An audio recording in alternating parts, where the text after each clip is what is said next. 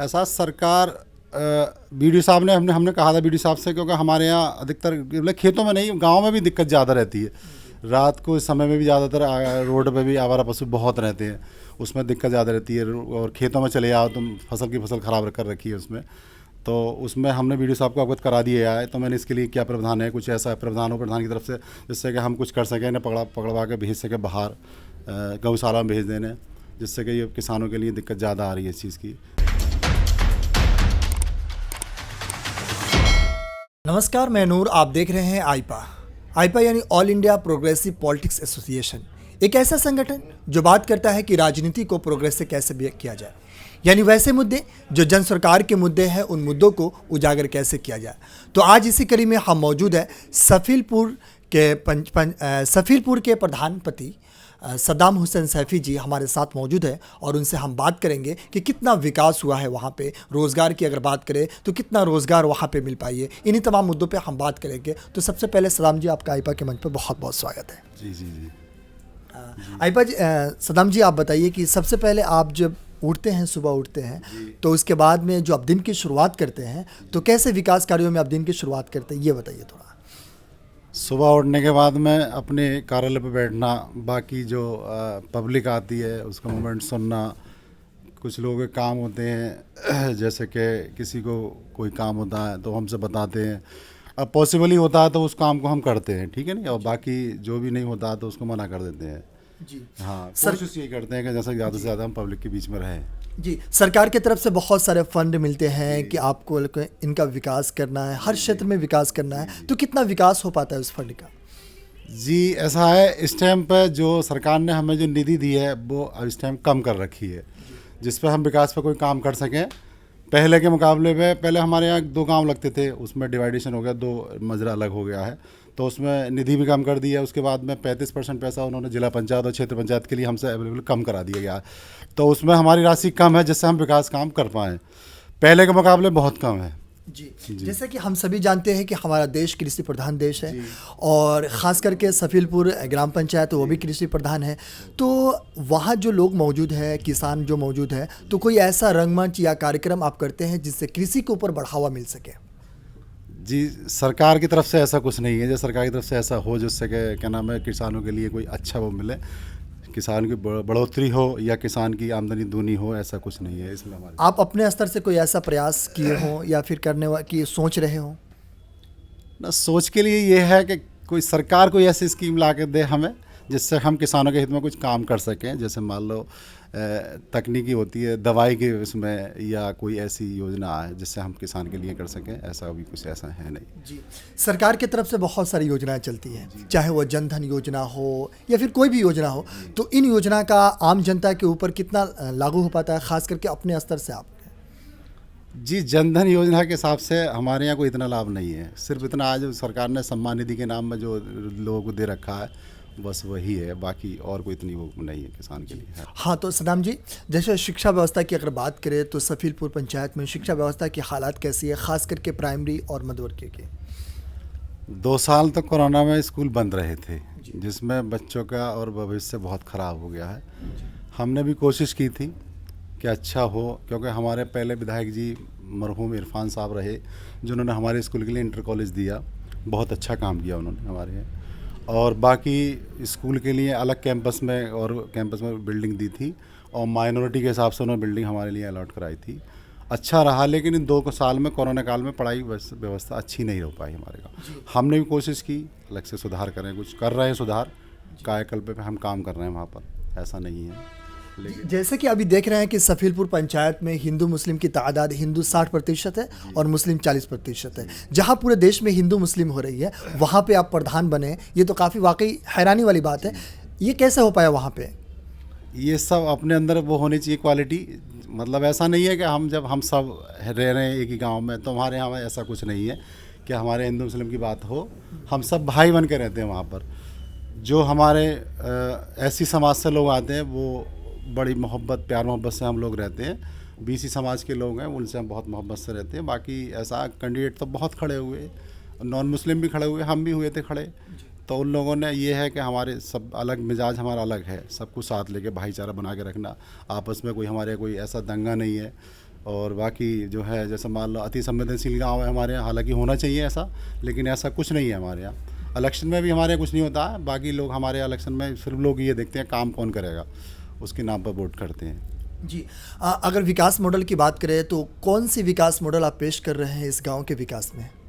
कोशिश तो मैं यही कर रहा हूँ कि ज़्यादा से ज़्यादा गांव के अंदर विकास करूँ, काम करूँ, रोड डलवाऊँ, नाली डलवाऊँ, जितनी भी हो सके, स्कूल कॉलेज, लाइट की व्यवस्था सही रहे, ज़्यादा से ज़्यादा हो सके। लेकिन बात यह है कि थोड़ा सा देखो, अपने ऊपर से जितना कर सकता हूँ मैं कर रहा हूँ, लेकिन सरकार से भी मैं कह रहा हूँ, मैंने डिमांडें भेजी थी कि हमारे यहाँ का थोड़ा सा लक्ष्य ज़्यादा बढ़ाया जाए, जिससे मैं कुछ गाँव के लिए कुछ कर सकूँ।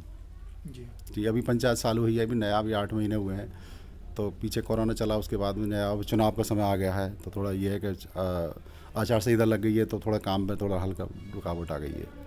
कोशिश मैं यही करूँगा ज़्यादा से ज़्यादा हो, और मैंने डिमांडेशन भी भेज रखी है कि ज़्यादा से अतिरिक्त का पैसा दिया जाए, जिससे कि मैं अपने काम कर सकूँ गाँव के अंदर ज़्यादा से ज़्यादा। जी। अगर आवारा मवेशियों की बात करें तो आवारा मवेशी जैसे जो किसान के खेत फसल होते हैं वो बर्बाद कर देते हैं, तो फिर उसको आप निपटने के लिए क्या कौन सी तरकीब अपना रहे हैं? ऐसा सरकार बीडीओ साहब ने हमने कहा था बीडीओ साहब से, क्योंकि हमारे यहाँ अधिकतर मतलब खेतों में नहीं, गांव में भी दिक्कत ज़्यादा रहती है। रात को इस समय में भी ज़्यादातर रोड पे भी आवारा पशु बहुत रहते हैं, उसमें दिक्कत ज़्यादा रहती है। और खेतों में चले जाओ तुम, फसल ख़राब कर रखी है उसमें, तो उसमें हमने बीडीओ साहब को अवगत करा दिया है। तो मैंने इसके लिए क्या प्रावधान है, कुछ ऐसा प्रावधान हो प्रधान की तरफ से, जिससे कि हम कुछ कर सकें, इन्हें पकड़वा के भेज सकें बाहर, गौशाला में भेज देने, जिससे कि ये किसानों के लिए दिक्कत ज़्यादा आ रही है इस चीज़ की। तो अभी कोई हमारे पास तो कोई ऐसा वो नहीं आया कि हाँ आप कर सकते हो। हमने फिर खाली अवगत करा दिया है बीडीओ साहब को, मतलब ये ना है कि लेटर भेज के दे दिया गया हमने। जी। जैसे कि हम सभी जानते हैं कि एक स्वस्थ मनुष्य के अंदर ही स्वस्थ मस्तिष्क यानी स्वस्थ बुद्धि निवास करती है, तो खेलकूद के बारे में अगर बात करें तो खेलकूद का कितना आप बढ़ावा देते हैं अपने पंचायत स्तर पे? ऐसा है सर, हमारे यहाँ पर अभी ऐसी ज़मीन अलॉट नहीं है जिसमें कि हम का स्टेडियम या कुछ ऐसा खेल का मैदान बना सके। दिक्कत ये रही है, अब जैसे मान लो पास में ही अमर प्रकाश ही पड़ता, वहाँ पर ये जगह है, तो वहाँ पर ये युवा मंगल दिवस की तरफ से कुछ काम चल रहा है वहाँ पर। मुझे हमारे गांव में इतनी जगह नहीं है जो होती है, नवीन पड़ती ज़मीन होती है, ग्राम सभा जो होती है, वहाँ पर कुछ काम करा सकें। बाकी वैसे बच्चे जो है अपने योग करते हैं, कोशिश करते पढ़ मतलब खेल कूद में भी ज़्यादा रहते हैं, लेकिन जगह नहीं है, जगह की वजह से थोड़ी दिक्कत है हमारे गाँव में। अब विधायक जी से हमने कहा भी था, विधायक जी ने हमें आश्वासन दिया है कि ठीक है हम आपका ये काम कराएंगे। जी। अभी करीब 3 साल 4 साल अभी बाकी है, आप उसके बाद फिर आप जनता के बीच जाएंगे, तो अभी आपके पास कोई ऐसी योजना है जिससे इस क्षेत्र का ज़्यादा से ज़्यादा विकास कर सके? विकास क्या है, सबसे बड़ी दिक्कत ये रहती है गांव के अंदर आवास की दिक्कत। सबसे बड़ी दिक्कत है कि आवास, क्योंकि थोड़ा सा गांव के अंदर गरीब ज़्यादा निवास करते हैं, तो वहाँ जो है सरकार को देखना चाहिए, क्योंकि प्रधानमंत्री आवास में 1,20,000 का उन्होंने वो दे रखा है, लेकिन 1,20,000 में मकान नहीं बनता है। तो उसकी राशि बढ़ा दी जाए और जो है उसमें उसका स्तर बढ़ा दिया जाए, परसेंटेज बढ़ा दी जाए। जैसे मान लो 1 आया 2 आए तो इससे काम नहीं चलता है, क्योंकि विकास जब ही होगा जब हमारा गरीब तबका थोड़ा ऊपर आएगा, उसके बाद ही कुछ हो पाएगा। और जैसे मान लो गरीब की है, जैसे मान लो उन्होंने दे रखा है विधवा पेंशन वगैरह, ये बहुत कम देते हैं, मतलब 500 रुपये महीना आता है, उससे बढ़ जानी चाहिए। और बहुत सी समस्या है गांव में, देखते हुए जाकर देखो तुम। राशन कार्ड जो पात्रता के दायरे में आता है उसको राशन कार्ड मिल जाना चाहिए, जो अपात्र है उसको नहीं मिलना चाहिए। अब मतलब भूमिहीन ज़्यादा है गांव के अंदर, ज़्यादा देखो भूमि हर ये ना का हर आदमी भूमि होता, कुछ लोग भूमि नहीं होती है, तो उनके लिए पात्रता के दायरे में राशन कार्ड मिल जाना चाहिए उनका, और मकान अलाउड होना चाहिए उन्हें। मैं भी कोशिश कर रहा हूँ कि ज़्यादा से ज़्यादा मिले उन्हें, मकान मिले, और जो है वो पात्रता के दायरे में आ जाए, उन्हें राशन कार्ड ही मिले, उन्हें गल्ला ही मिले। जी। सदाम जी, आप बताइए कि अभी जैसे हाल फिलहाल में कुछ दिनों बाद विधानसभा चुनाव होने वाले हैं, और विधानसभा चुनाव में सभी पार्टी अपनी तैयारी शुरू कर दी है, तो आपके पंचायत का मूड, जनता की जो मूड है, किस तरफ झुकेगी? ऐसा है सर, हमारे क्षेत्रीय विधायक हैं फ़हीम इरफान साहब, जो हमारे क्षेत्रीय विधायक हैं, जनता के बीच में रूबरू होते हैं। और ऐसा नहीं है हमारे यहाँ जाते हैं वो गांव में, घर डोर टू डोर जाके समस्या लोगों की सुनते हैं, लेकिन सरकार नहीं रही, उन्होंने इतना वो नहीं करा पाए। अगर सरकार पीछे काल में अगर हम देखें 10-5 साल पुराना बैकग्राउंड देखते हैं, तो उन्होंने हमारे गाँव के लिए 1 करोड़ का पैकेज दिया था। उनके वालिद साहब ने हमारे गांव के लिए 1 करोड़ का पैकेज दिया था, जिसमें कि लोही आवास अलॉट कराए थे उन्होंने, 3.5 लाख रुपए इसकी राशि थी। उसके बाद हमारे सीसी टाइल्स का काम कराया उन्होंने, हमारे यहाँ लाइट की व्यवस्था बहुत कराई उन्होंने, समाजवादी पेंशन बहुत चालू कराई उन्होंने। ऐसा था कोई आदमी वंचित नहीं रहा। ओलावृष्टि के टाइम पर उन्होंने हमारे गाँव के लिए सबसे ज़्यादा चेक दिलवाए थे, तो उस टाइम पे हमारे हालात गांव के बहुत अच्छे थे, लेकिन ये रहा कि जब सरकार नहीं रही तो गांव के हालात थोड़ा ज़्यादा रहे, क्योंकि कोई काम नहीं करा पाए वो। लेकिन उनका कार्यकाल बहुत अच्छा रहा, समाजवादी का कार्यकाल। तो हमारे तरफ ज़्यादातर हम परसेंटेज मान के चलो तो 20 का 80-20 का रेस्क्यू चलेगा हमारे। 80% हम लोग समाजवादी को चाह रहे हैं, बाकी 20% लोग अदरवाइज की। अंत में एक आखिरी सवाल होगी हमारी आईपा की तरफ से, जिसके द्वारा हम आपसे बात कर रहे हैं। ये बेसिकली आप जैसे राजनेता हो या फिर कोई शिक्षक हो, वकील हो, इन लोगों से जाकर उनके विचार जानते हैं और आम जनता तक पहुंचाते हैं। तो इस मुहिम को आप कैसे देखते हैं? आईपा के लिए आप क्या कहेंगे?